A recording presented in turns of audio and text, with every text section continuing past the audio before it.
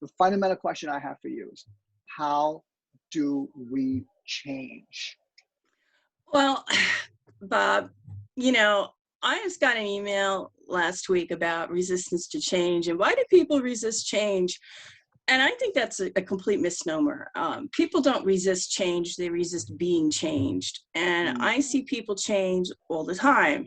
You know, people change jobs, they change careers, they get married, they get divorced, they have kids. So those are all huge life changes that nobody really seems to resist. I mean, so I think that people change, but we don't change on a rational basis, we change emotionally.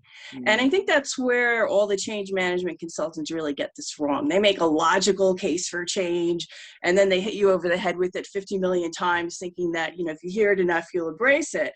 But all change is, you know, it's in here, it's not in it's here. emotional. Yeah, It's emotional, and yeah. people don't realize that the majority of decisions are made first emotionally, and then you Mm. rationalize them. Yes, yes. Well, no, you said two things. So let's slow down for a second. You said two. The first thing you said was, we don't resist change, we resist being changed, right? So we want it. And what I'm hearing from that is that it should be a personal choice. It shouldn't be left up to my manager, my company, my organization, or my spouse for that matter, right? So, my wife hates a sweater that I wear. She hates it. And I don't want to leave it. I'm like, I love this sweater. Totally, leave me alone. Okay, make it my choice, not yours. It shouldn't be your choice, honey. Right? So it's a true story. This is like last week. She's like, I hate that sweater you wear. I'm like, well, I like it. And so to your point, people resist being forced to change.